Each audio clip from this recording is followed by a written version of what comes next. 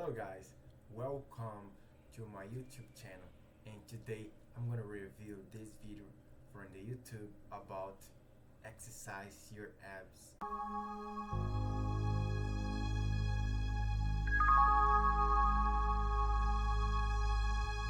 You know, I'm working out these days, at the gym, at home, when I got time I exercise a lot. So, and I'm not used to work out in my abs. So let's review. I'm not watch this video. So let's watch right now.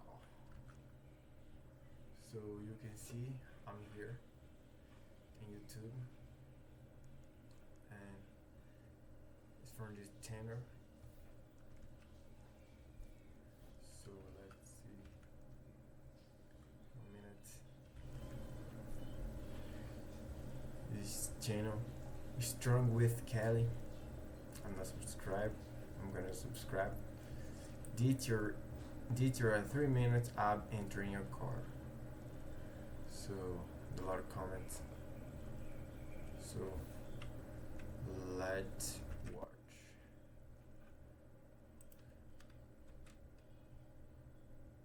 What's up, y'all? Welcome back to my YouTube channel. Today, we're gonna talk about all things abs. A lot of people will tell you abs are made in the kitchen, and that's partially true, but abs are also made in the gym. So we're gonna talk about all of your core movements and some good exercises for you guys to incorporate to make sure that you're getting a really strong, well-rounded core and that you're doing all of those exercises correctly. So let's get started. So now it's beginning. It's beginning of the video. And I know there are a lot of people team that do not exercise their arms. Like they're training their chest, their back, the gluteus, the legs sometimes. And the abs, I don't see much those people train the abs. I know there are some time that I saw some people doing plank, but not much. So let's continue. Let's go.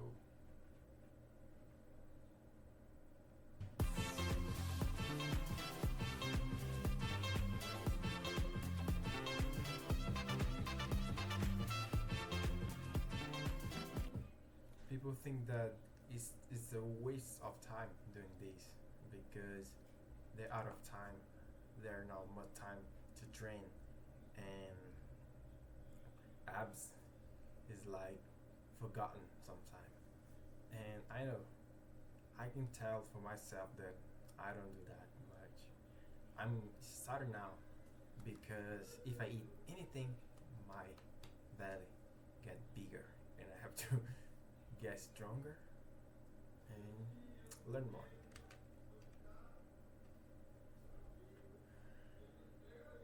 Every influencer on the internet has their 6-minute ab routine that they'll give you, and that's all well and good if you just want a good burn. But you want to think about your core training and your ab training the same way you do your other muscles. So you want to be able to progressively overload the exercises that you're doing. If you're not able to progress them, you're probably not going to be making your core any stronger. So the exercises that we talk about today will have very clear progressions so that you know that you'll be progressing. Your core controls 4 different movements. You've got flexion, extension, lateral flexion, and rotation. So we're going to go over all 4 of those movements and what exercises you can select to make sure you're covering all of those bases. Spinal flexion is the rounding of your spine, and the most common spinal flexion exercises you'll see are probably crunches or sit-ups. So as you can see here, I'm getting rounding of my spine this way. When I lift my chin and roll up off the ground, the same goes for your sit-up. Those 2 exercises are not maybe my first picks. They're good for beginners, but I really like a lying leg lift on a bench because...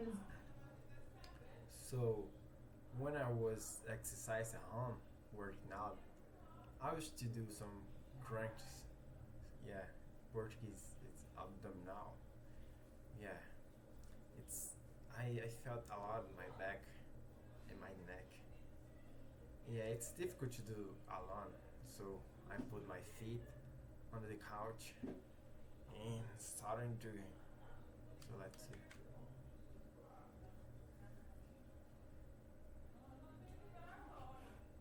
As you go, you can bring the incline up on the bench to make it more difficult, and then eventually you could add weight as you get better.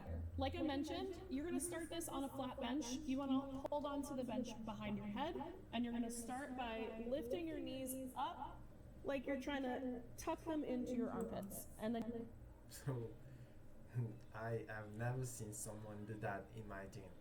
So, and I know if I started doing that, a lot of people will say, "Oh my God, that Grace! Look, bud, look what he's doing."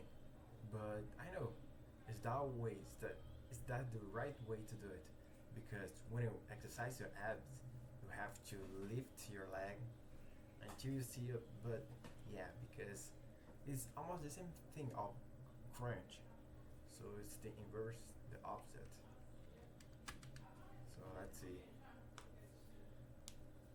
then you wanna roll down with control. And the goal here is to get as much spinal flexion as you can and control the movement both going up and down. In order to make this more difficult, we're gonna bring this bench up to a slight incline. Obviously, that's gonna make it more difficult for me to lift my legs up, and it's also gonna make it more difficult for me to resist on the way down. So the higher you go, the more difficult it'll be. But So now I can see that you have to be very strong to that, to do this exercise, because you have to hold this with your arms. And I know some people are not strong enough to do that, and the best way to do is in the ground, but the opposite one, not lift your legs like this, because it's very difficult. So let's see.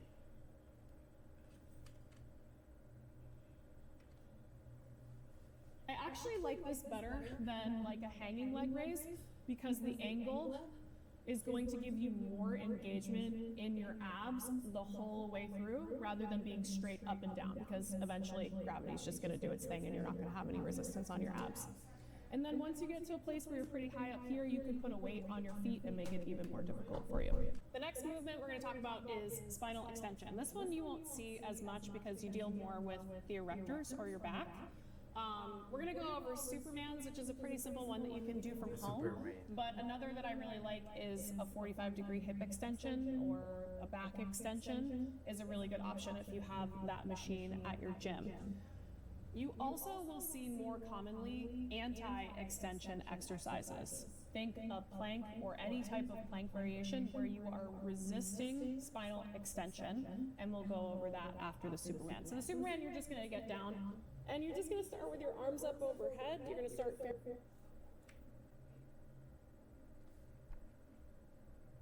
fairly relaxed, and then from there, you're basically gonna turn yourself into Superman by lifting your hands and lifting your feet as high up as you can, trying to engage these lower back muscles, and then relaxing down. So we're up. You should feel your back turn on right away, and then you can relax down. You can hold that for probably like 20 to 30 seconds, and you'll feel a good back engagement there. In terms of anti-extension, there's a lot of really good options here, but the most basic is your plank position. So by anti-extension, I mean we're resisting this movement.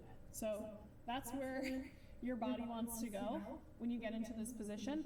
So the reason we're working our core here is you are resisting extension in your back or in your spine. So in the plank position, I stay for 3 minutes. My record, yeah, my longest time, 3 minutes, and my shortest time it was like 1 second, but it was like I think even 10 years ago I stay more than 10 seconds, but now the last time that I did was 1 minute and 30 seconds. that I did plank. It was a lot of pain, but yeah, I feel a lot my back, my abs, my back's hurt in some minutes. Yeah, but I think it's normal. So let's do it.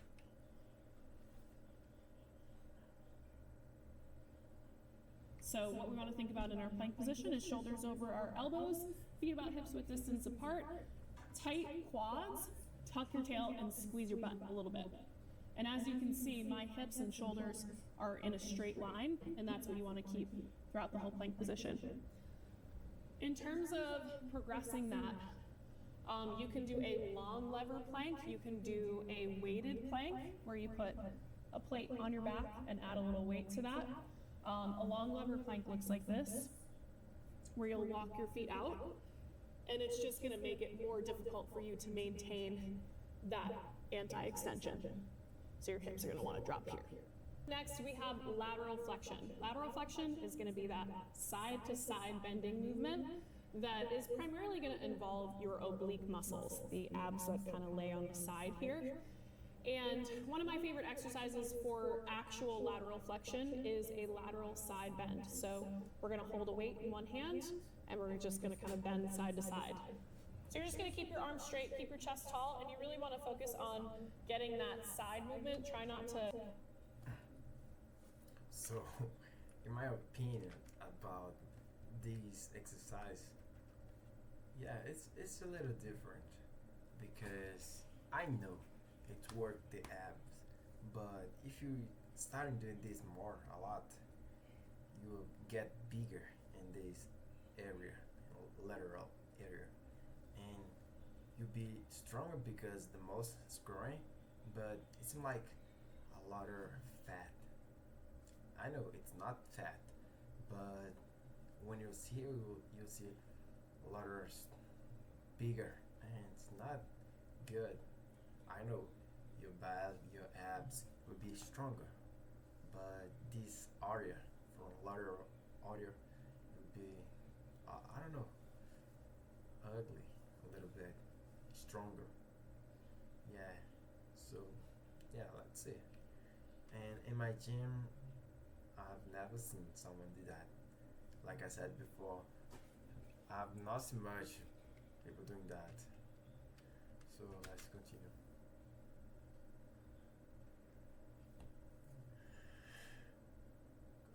Cave forward. You're going to stay fairly tall with your chest, and just reach that weight as far down as you can. Feel a good stretch along the opposite side, and then you're going to squeeze back up to a standing position.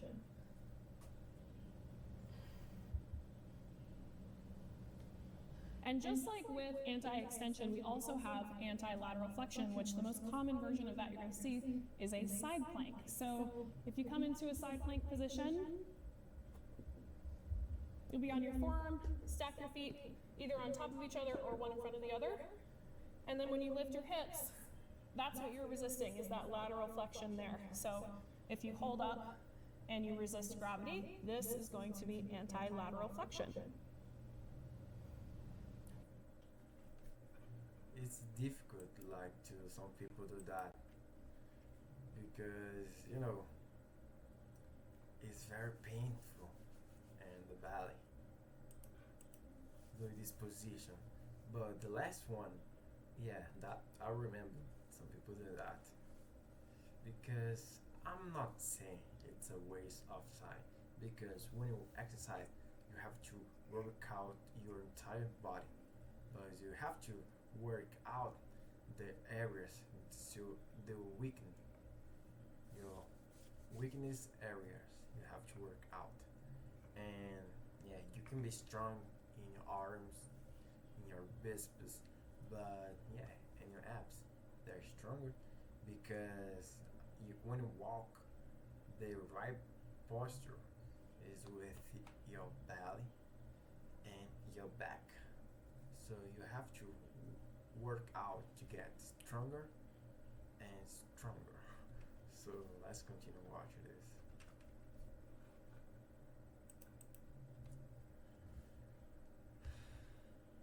The last movement we're going to go over is rotation, or the rotation of your trunk from side to side.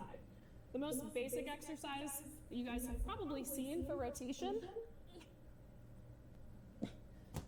is a Russian twist. So you'll start with a med ball or a plate or a dumbbell, any type of weight, and you're gonna bend your knees and just barely lift your heels up off the floor to start. You can even start with your heels on the floor if that's a little too difficult for you. You're gonna start with the ball at your chest, and then you're gonna rotate from side to side, reaching that ball across your midline and trying to tap it on the floor each time.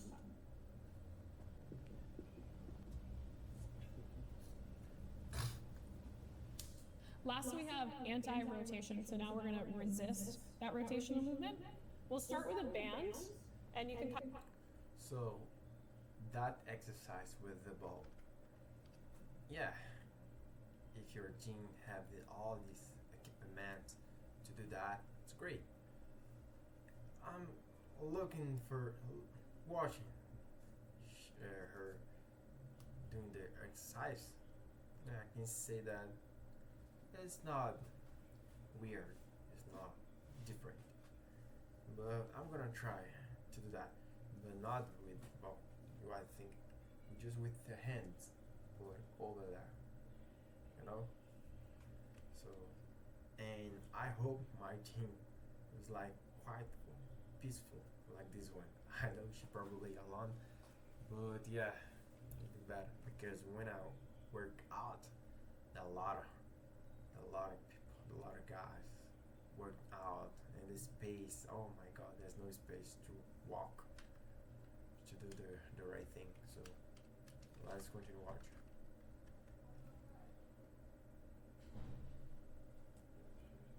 kind of hook this onto any stable surface. You could also do this with a cable machine.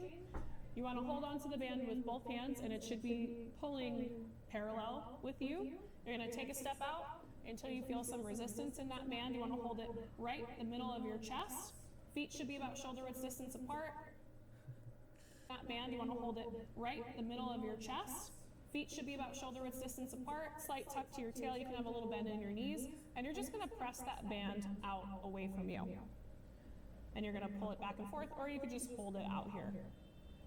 And over time, you can just increase the resistance of this band or increase the weight on your cable. One thing that you want to think about through all of these exercises is keeping your transverse abdominis engaged, which is going to be that muscle that kind of wraps from your spine all the way around to the front.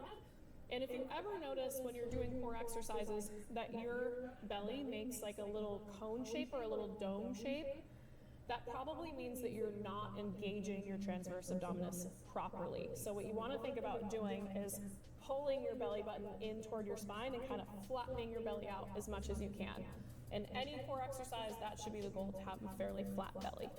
That's all for today, guys. Thank you for joining me. If you like this video, please like and subscribe, and you can find me at Kelly L. Matthews on Instagram and TikTok. I'll see you guys next time. So, yeah, it's a great video. Yeah, look, there are a lot of knowledge on her channel. And my first video watching the reaction of this video. So look.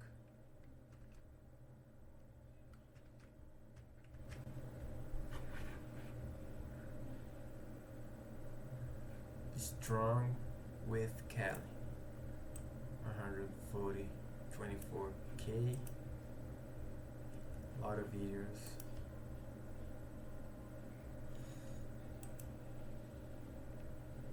Yeah, these ones.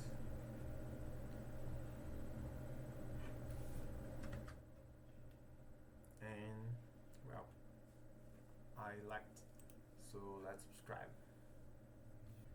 And I'm gonna try to do that.